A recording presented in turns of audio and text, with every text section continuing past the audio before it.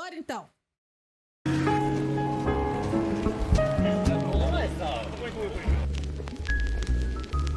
Ó o material ali. Ó. Material.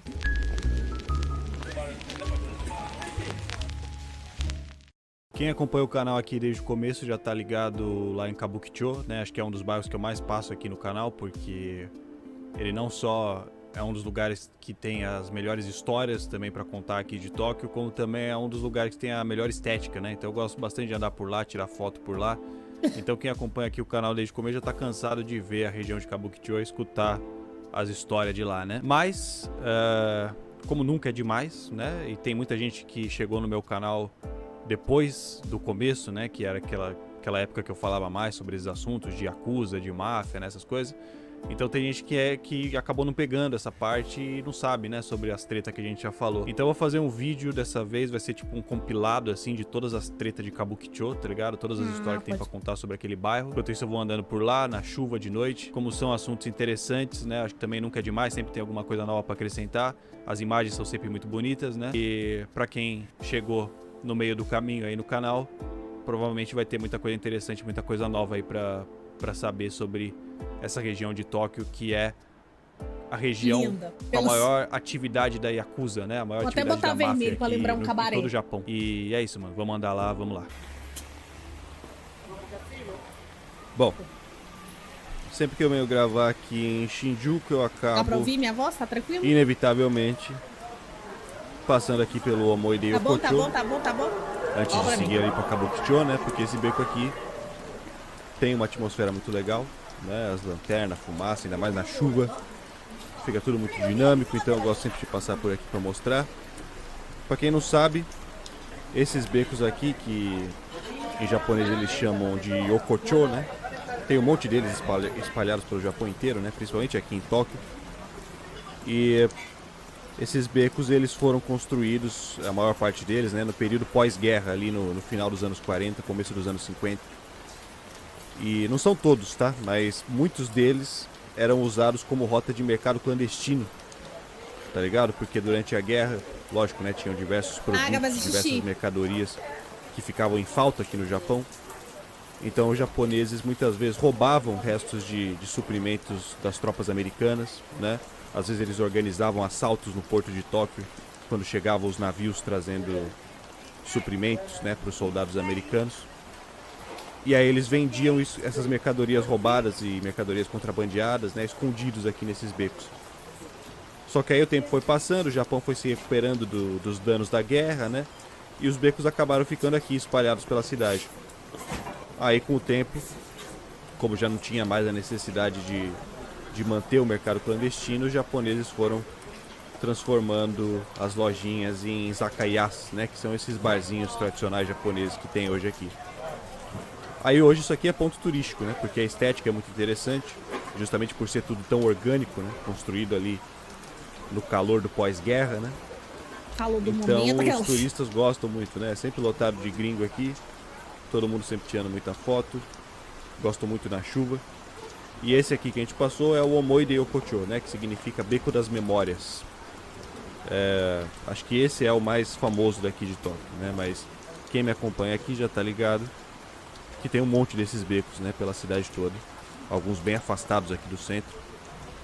Então inclusive é meio que meu hobby, assim, ficar procurando esses becos espalhados pela cidade pra tirar foto, né, que eu gosto bastante de fotografia de rua. E eu vou postando lá no Insta, né?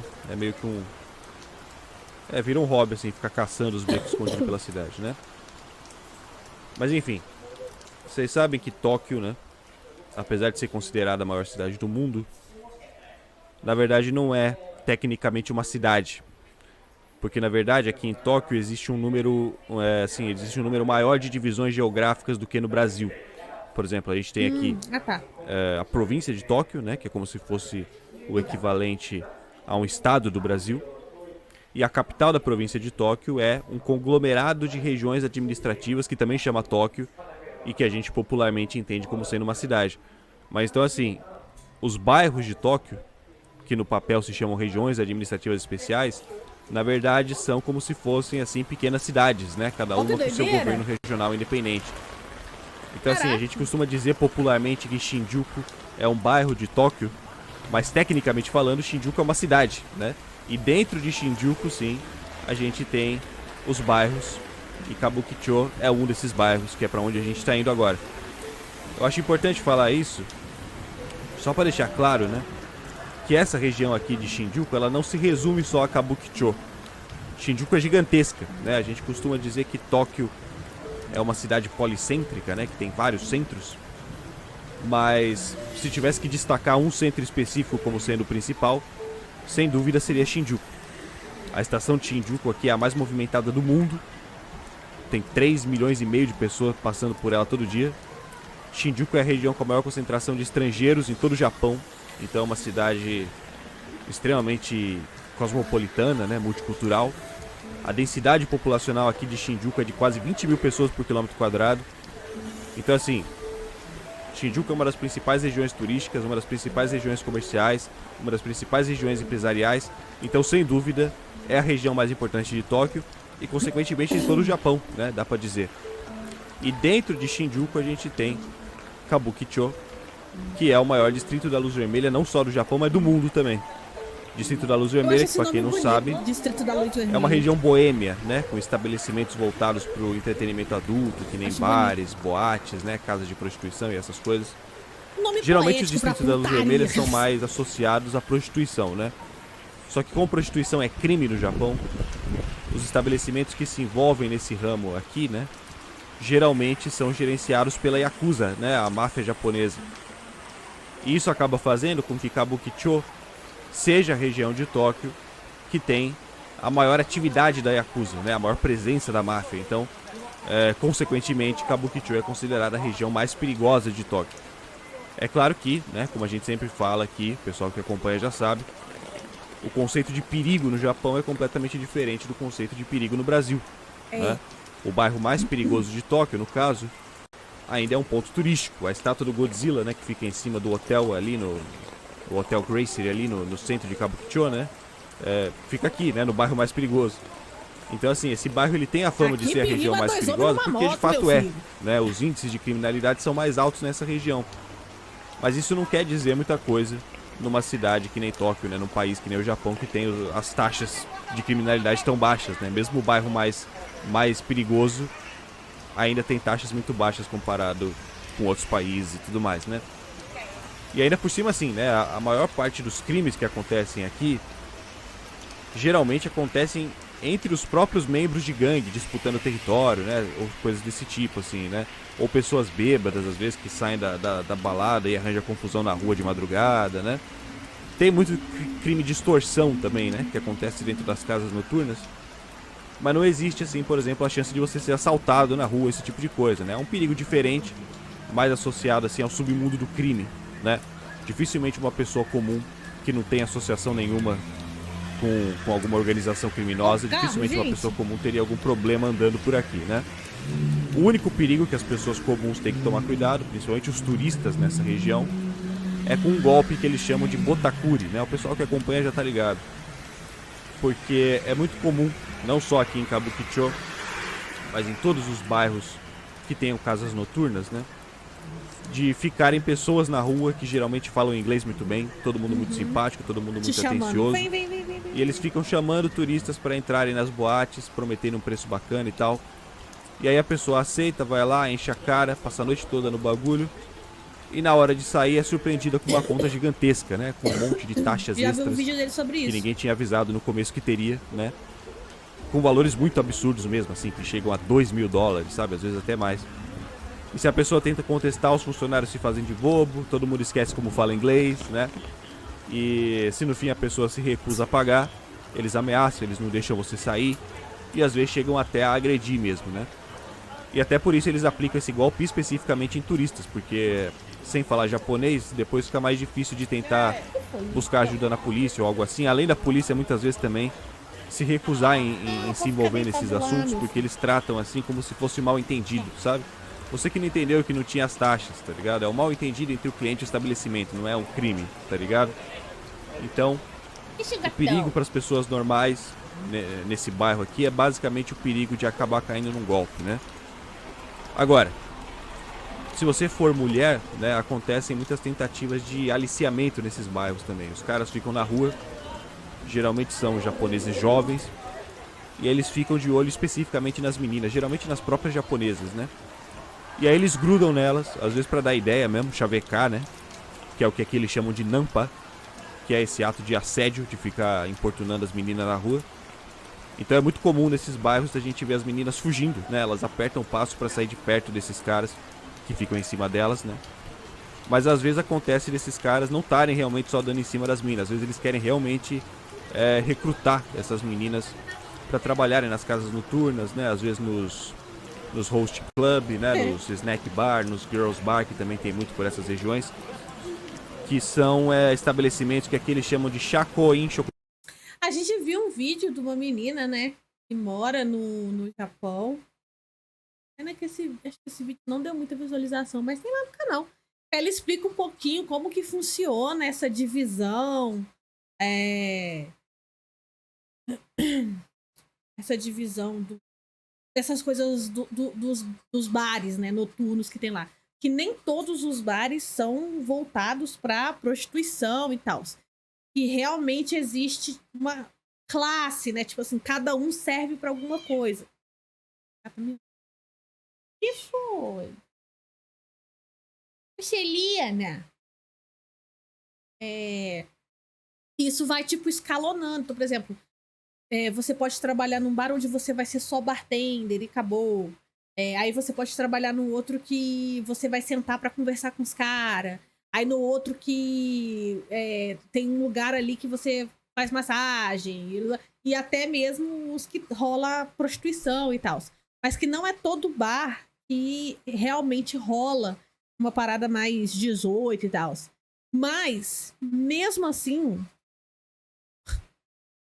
Agora vocês vão ficar vendo os gatos pra sempre.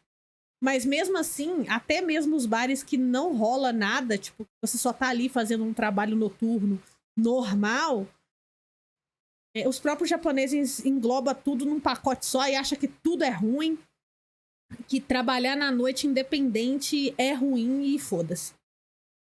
Tem, né, que são estabelecimentos sociais, que não são casas de prostituição, né? Esses restaurantes assim, esses lugares são bares ou restaurantes, né? Acabou que ele falou. Que a principal atração não é a comida, mas a socialização. Então você basicamente paga para uma acompanhante te fazer companhia enquanto você bebe, né? Conversar com você. Em alguns casos pegar na tua mão, mas nada muito além disso, tá ligado? Botar a mão no seu ombro. Os host club, eles têm de mulher e têm de homem também. É bem comum. E não é proibido igual a prostituição, até porque não é nada demais, né? Mas tem muitos turistas que acabam confundindo esses estabelecimentos sociais com casas de prostituição, porque as meninas que atendem nesses lugares geralmente se vestem com umas roupinhas mais sensuais, né? Elas ficam na rua segurando a plaquinha com o valor por hora do serviço, né? Mas é gigantesca a maior parte das meninas que a gente vê por aí, né? Que ficam na rua segurando essas placas, não são prostitutas, né? Elas trabalham principalmente nesses bares. E o valor na placa é o valor da hora em que você pode ficar bebendo lá dentro, né? Porque você paga por hora e você fica... Doideira parar pra pensar um pouco sobre isso, né? Tipo assim, você paga... Tipo assim, você é tão solitário na sua vida, ou às vezes não é nem questão de ser solitário, você... Sei lá, tem um tabu na sua vida, alguma coisa assim. Que aí você vai pra um lugar pra você pagar uma desconhecida pra você conversar com ela. E, sei lá, você pode... A menina do vídeo, ela tava contando como que são a maioria dos casos.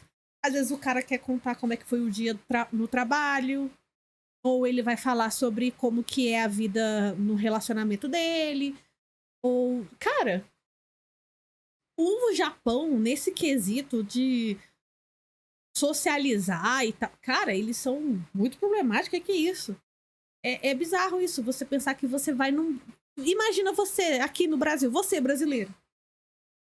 Você indo num estabelecimento onde você paga por hora ali e você pode solicitar uma pessoa, normalmente uma garota, pra sentar ali do seu lado. Você pode botar a mãozinha na mão dela e você vai, sei lá, conversar. Você vai conversar Claro, isso é doideira. Isso é doideira. Fica lá aquele tempo específico lá dentro junto com elas, tá ligado? Agora, tem algumas mulheres que geralmente não são japonesas, principalmente chinesas, taiwanesas, muitas do sudeste asiático também, vietnamitas, filipinas, que são realmente prostitutas, né? E muitas delas são inclusive vítimas de tráfico humano, né? Elas são traficadas pra cá pra se prostituir. E elas são bem mais discretas do que as meninas dos bares, né? E elas ficam mais afastadas do centro. E elas geralmente abordam os homens oferecendo massagem, né? Não que não tenham casas de massagem também, que são realmente de massagem no Japão, mas nesses bairros aqui, nos distritos da Luz Vermelha, se uma mulher chega te oferecendo massagem, geralmente o pessoal já sabe que é prostituição. Porque que nem a gente falou, né? Como prostituição é crime, elas não podem falar na lata o que elas estão oferecendo, tá ligado? Então elas oferecem massagem. A gente já falou aqui no canal diversas vezes, né? Mas só pra lembrar, como prostituição é crime no Japão, os bordéis geralmente se disfarçam de outros estabelecimentos para não serem pegos pela lei, né? Lá em Osaka a gente tem o distrito de Tobinta-Shinchi, que eu já passei aqui no canal algumas vezes, e que os bordéis eles se disfarçam de restaurantes, né? E durante o atendimento o cliente e a garçonete se apaixonam e acabam casualmente tendo uma relação. Se disfarçam de restaurante, você vai comer. Só não é comida. Relação sexual ali mesmo no restaurante, né? No caso, o cliente paga pela refeição e não pela relação sexual, né? Aí como a lei não consegue provar por A mais B que o cliente e a atendente não se apaixonaram de verdade, os estabelecimentos não podem ser considerados prostíbulos, né? Aqui em Tóquio esse tipo de estabelecimento não é tão comum. Aqui o que a gente mais tem são os soaplands, que são casas de banho, né? Onde o cliente paga para ser banhado, para receber uma massagem. Mas aí, claro, funciona como um puteiro normal, né? A gente já viu um vídeo, né? Que ele fala no vídeo dele que um cara, ele tinha um blog que era sobre casas de banho. E o que esse cara fazia? Esse cara ia em casas de banho, e eu acho que ele era estrangeiro. E aí ele contava com uma riqueza absurda de detalhes o que acontecia nas casas de banho. Tipo assim, e detalhes do tipo, o tamanho do peito da mulher. Uma viagem... Cara, uma parada assim muito doida. E a gente já viu esse vídeo, tem no canal então. No canal. Aqui no canal. Pra você que tá vendo no YouTube. E era isso. E o cara era sommelier, gente. O cara era sommelier de casas de banho. E tinha um blog pra contar detalhadamente como é que era a experiência dele. Ai, gente, é cada uma. Só que, como também não tem como fiscalizar o que acontece dentro de cada sala de banho, a lei não tem como provar que se trata de um bordel. Então a prostituição no Japão corre solta. É um mercado que movimenta milhões todo ano, né? Mas os estabelecimentos funcionam por meio de brechas na lei, tá ligado? Não é legalizado, né? Agora, aqui em Kabukicho e também em Roppongi, né? Que é outro distrito boêmio aqui de Tóquio. Ele falou Kabukicho e por um segundo eu achei que ele fosse falar Cabo Frio. É bem comum da gente ver muitos africanos trabalhando nas ruas, né? Chamando turistas para entrarem nas boates, na intenção de aplicar o golpe mesmo, né? Aquele que a gente falou, o Botakuri. A maior parte deles são nigerianos e ganeses. E os mais velhos vieram aqui pro Japão nos anos 80 e 90 para trabalhar em fábricas, né? Igual os brasileiros descendentes fazem até hoje, né? Mas os africanos vinham quando o Japão ainda estava passando pelo milagre econômico lá, tá ligado? Só que depois que a bolha econômica estourou, lá no começo dos anos 90, muitos deles acabaram perdendo o emprego, né? E naquela época, grande parte dos estabelecimentos adultos daqui de Kabukicho ainda eram gerenciados por chineses e coreanos, né? Até hoje ainda tem uma presença razoável das tríades, né? A máfia chinesa, por aqui também no bairro, mas é bem menos do que antes, né? Eu já cheguei a falar num vídeo sobre o caso da espada do dragão azul, que foi um conflito interno das tríades de Pequim e de Xangai, que aconteceu num restaurante aqui nesse beco que a gente tá agora, um restaurante chinês, né? E que aconteceu nos anos 90 e deixou gente morta e tudo mais. Mas aí, né, quando a economia japonesa começou a estagnar e muitos estabelecimentos desses chineses e coreanos começaram a falir aqui em Kabukicho, né, acabou formando um vácuo, né, no mercado de entretenimento adulto. E aí os africanos, principalmente os nigerianos que estavam aqui no Japão desempregados, e que tinham juntado um bom dinheiro trabalhando nas fábricas, eles viram a oportunidade de assumir o lugar deles, né? Então eles começaram a abrir várias casas noturnas aqui em Kabukicho. E até hoje, né, tem muitos africanos que são donos dessas casas noturnas. E hoje tem muitos africanos mais jovens que vêm aqui pro Japão com visto de estudante. E aí eles são contratados pelos conterrâneos deles para trabalhar aqui nas boates, né? Só que aí, claro, né, como o mercado da prostituição é geralmente dominado pela Yakuza, muitos desses africanos passaram a se envolver com a máfia para entrar no ramo da prostituição também, né? A Yakuza hoje em dia não atua mais na rua, né? Igual era nos anos 60. Naquela época a Yakuza tinha, tipo, 200 mil membros, né? Hoje em dia eles têm ali algo em torno de 20 mil. Então hoje, né, esses membros que restaram da Yakuza, eles estão geralmente envolvidos com coisas grandes, né? Crimes de colarinho branco, com grandes empresas, até com o governo mesmo, né? Mas claro que eles ainda precisam de gente trabalhando na rua, né? Pra fazer esse aliciamento e tudo mais. Então muitas vezes esses africanos eles trabalham no front, né? Eles dão a cara aqui na rua, eles não são membros da Yakuza, mas às vezes eles têm alguma relação com a máfia lá no topo da cadeia, né? E fora isso, hoje em dia, mesmo que não tenham associação com a máfia, já se formaram também algumas gangues independentes de africanos, né? Tem várias gangues do Sudeste Asiático que também atuam por aqui, filipinos, vietnamitas. Tem as tríades, né, que nem eu falei. Eu li uma vez recentemente, né, uma matéria que citava uma gangue grega que também vinha tentando competir no mercado aqui de Kabukicho. De novo, achei que ele ia falar Kabuki. Fora outras gangues de japoneses mesmo, né, sem ser Yakuza. Então o mercado aqui é muito concorrido, o território é muito concorrido, o que acaba levando a muitas brigas de rua, né, que acontecem nessa região. Que nem essa daqui, por exemplo. Ah, que isso?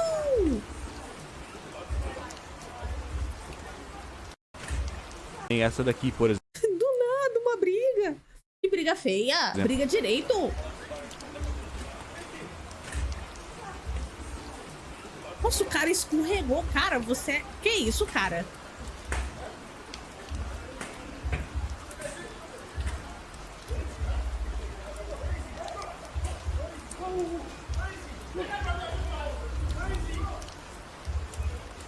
Tadinho do cara. Que isso? Ah, eu fico com dó. Agora não vai briga, não.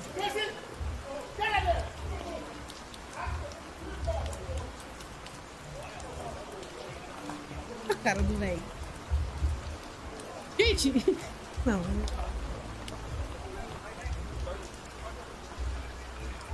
Ninguém... Meu povo nem aí. Mais uma quarta-feira andando assim. Amém. Tipo, segurando seu guarda-chuvinha, olha pro lado, ó, ele se matando, aí continua andando. Foda-se. Porrada. Já te dá 3 tiros. Não, se é aqui, meu filho. Não, o pior que aqui, se, tipo assim, se tivesse esse monte de gente em volta, dependendo do que tivesse acontecendo, eu acho que o povo ia tentar separar, apaziguar e tal. Ou então alguém ia tirar uma arma do rabo e, sei lá. Aqui é outros 500. Aqui, se fosse uma briga, ia ser uma briga, né? Que o povo, meu filho, falta matar a pessoa na porrada. Mas o homem escorregou. Poxa, moço, você escorregou. Como vocês puderam ver, Andando. o japonês chegou cobrando o africano sobre alguém, né? Perguntando, cadê ele, cadê ele? Ou os caras sumiram com algum parceiro dele, ou ele tava procurando por alguém específico, algum deles mesmo, né? Algum africano específico, não dá pra saber, né? Agora, vocês devem ter percebido que o japonês tinha várias tatuagens na perna, né? E aqui no Japão a gente tem o costume de associar tatuagem diretamente com a Yakuza, né? Até por isso que ainda tem tanto tabu, né, na sociedade japonesa em relação à tatuagem, né? Tem muitas academias, muitas praias, muitos onsen, né, aqui que tem placas pedindo muitas vezes para você cobrir as suas tatuagens antes de entrar, justamente porque tem muita associação com a máfia ainda, né? Agora, quem conhece um pouco, né, sobre a Yakuza, sabe que as tatuagens deles são tatuagens específicas, né? Eles geralmente têm tatuagens naquele estilo bodysuit, né, que é aquele estilo que cobre o corpo todo, como se fosse uma roupa. E são sempre tatuagens com desenhos, né, com traços orientais. Então assim, apesar desse japonês que tretou aí ter bastante tatuagem nas pernas, né, dava pra ver que claramente não eram as tatuagens tradicionais da Yakuza, né? Até porque um Yakuza nunca se submeteria a uma situação como essa aí que o cara passou, tá ligado? Aqui. Mas, que nem eu falei lá no começo, né? É até mais provável de imaginar, né, que os africanos trabalhem para Yakuza em algum nível do que esse japonês aí tivesse alguma relação com a máfia nesse caso. Sabe que por muito tempo, né, como toda a criminalidade do Japão sempre foi associada a Yakuza, até hoje, né, toda vez que a gente pensa em crime no Japão, a gente logo pensa na Yakuza. A gente vê um japonês tatuado brigando na rua, a gente já pensa que ele é da Yakuza. E acontece que o governo japonês fez essa mesma associação no passado. Como quase todas as atividades criminosas no Japão tinham sempre alguma associação com a Yakuza, lá para os anos 90, o governo japonês começou um esforço muito grande para tentar desestabilizar a máfia, até por pressão internacional também, né? O problema é que o esforço para acabar com a máfia algumas vezes foi maior do que o esforço para acabar com o crime em si, o que acabou produzindo algumas leis especificamente feitas contra a Yakuza e não necessariamente contra o crime que eles cometiam, tá ligado? Então, conforme a Yakuza foi saindo das ruas, outras... Tem uma roupa com estampa. A mulher bocejando. Uma roupa com estampa não tem. Cadê a estampa? Uma estampinha? Cadê? Que isso? Uma roupa colorida não vi. gangues foram se formando no vácuo das leis anti-Yakuza, porque a atividade em si não foi penalizada, tá ligado? Então se você não for da Yakuza, você pode continuar fazendo o que eles faziam, como se as leis novas não existissem, tá ligado? E aí nisso se formaram as gangues Hangure, né, que na tradução direta significa algo assim como meio cinza, justamente porque essas gangues elas atuam numa área cinzenta da lei, né? Elas cometem crimes graves, mas como eles não são da Yakuza, muitas vezes eles conseguem passar quase ilesos, né, com punições bem tranquilas. É mais ou menos igual à situação da prostituição, né? O crime no Japão, ele funciona quase que inteiramente por meio dessas brechas na lei. E uma das principais características dos membros dessas gangues Hangure são as tatuagens que eles têm, né? São tatuagens diferentes da Yakuza, porque eles seguem mais o estilo ocidental, né? Alguns têm umas tatuagens muito parecidas com as do cartel mexicano, por exemplo. Então, Pablo Escobar, se fosse pra arriscar, eu imagino que seria mais plausível dizer que esse japonês que tretou aí seja de alguma dessas gangues Hangure do que da Yakuza, né? As gangues Hangure, obviamente, não chegam nem perto de serem organizadas igual a Yakuza, nem como os Bosozoku lá, que são aquelas gangues de motoqueiros que também são famosas aqui no Japão. Mas como os Hangure atuam no vácuo das leis anti-Yakuza, eles acabam se sentindo mais à vontade para serem agressivos. Um Belmonte! Muito obrigada por seguir! Seja muito bem-vindo, Vitor. Em público, né? Porque mesmo que eles sejam presos, o simples fato deles não poderem ser associados com a máfia já livra eles das leis anti-Yakuza e a pena acaba sendo bem mais branda, né? Então, grande parte dos crimes mais violentos que acontecem na rua hoje em dia aqui em Tóquio são geralmente com essas gangues Hangure.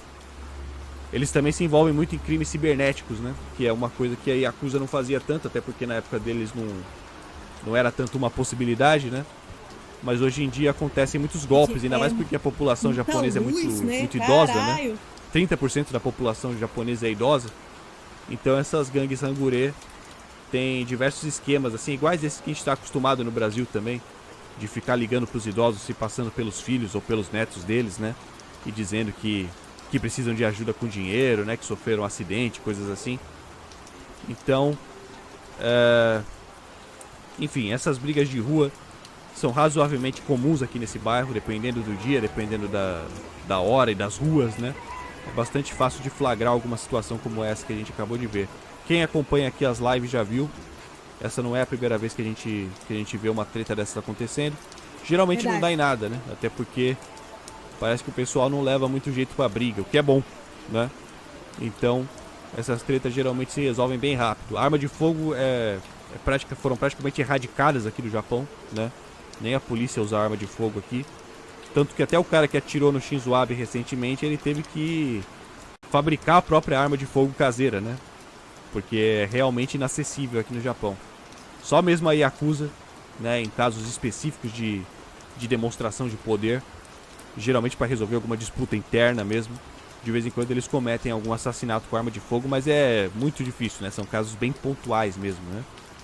E que nem eu falei, esses crimes geralmente não chegam nas pessoas comuns, tá ligado? Só se você realmente tiver de alguma forma envolvido no mundo do crime ou algo assim, aí a coisa pode chegar pro seu lado. Agora, só de andar pela rua, ainda aqui no bairro mais perigoso de Tóquio, é mais fácil morrer de infarto do que de vítima de um crime, tá ligado?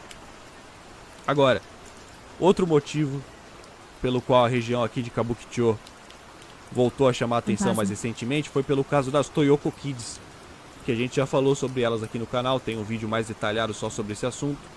Mas resumindo, são adolescentes que fogem de casa, principalmente porque não aguentam a pressão do sistema de ensino, da sociedade japonesa no geral, né? É tenso. E passam a morar nas ruas aqui de Kabukicho.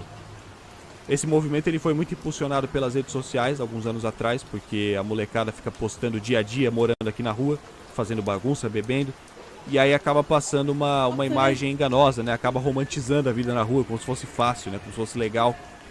E acaba induzindo outros adolescentes a virem pra cá pra se juntar a eles, né?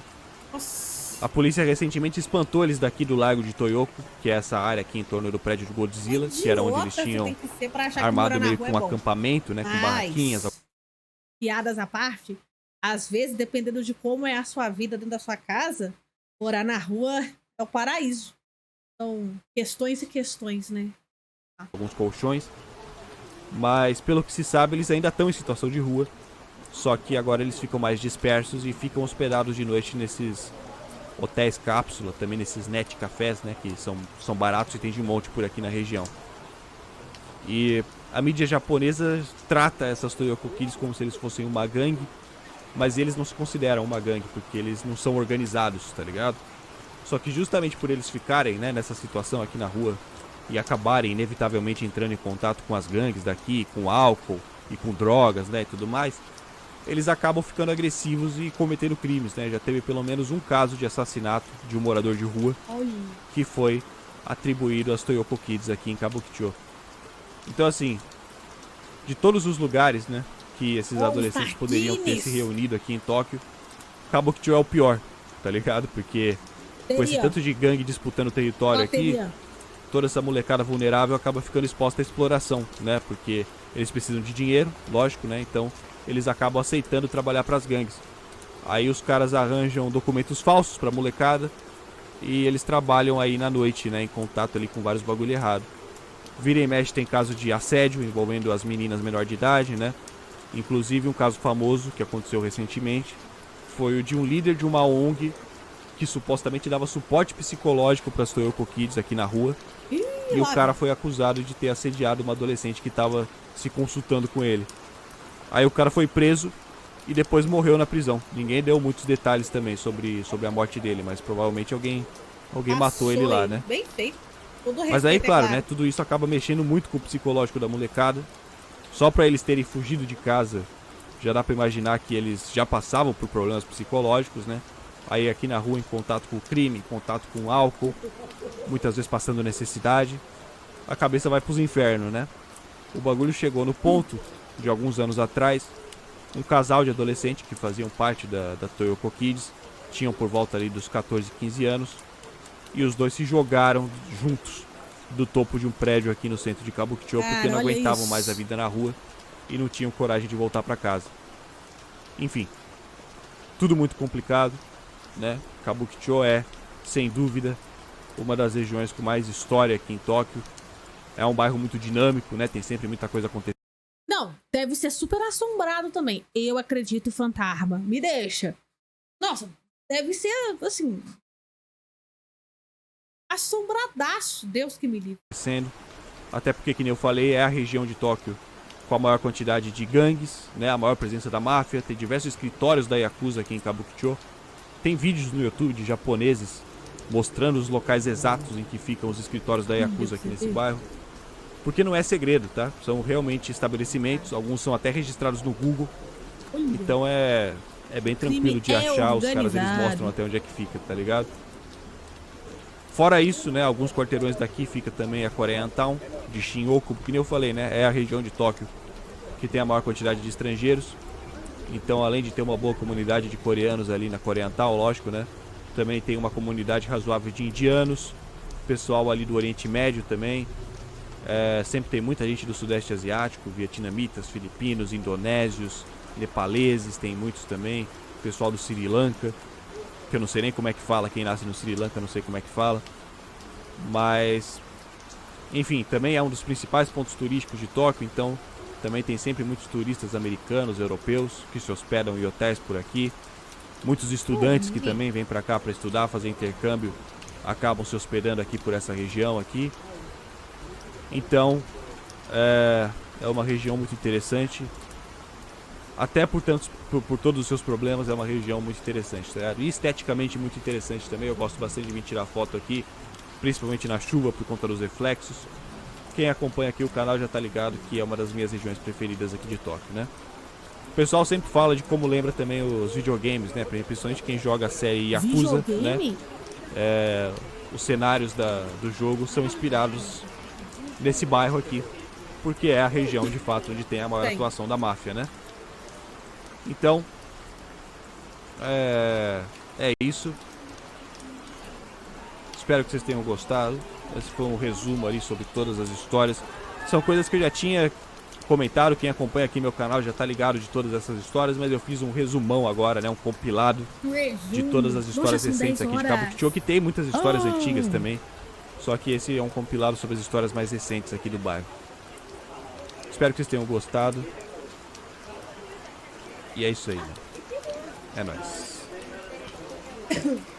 Muito bom, como sempre.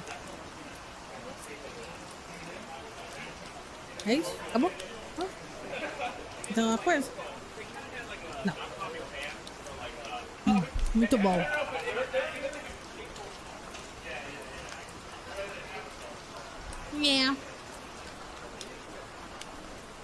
Que foi? Essa lenqueta, esse rabo, meu filho.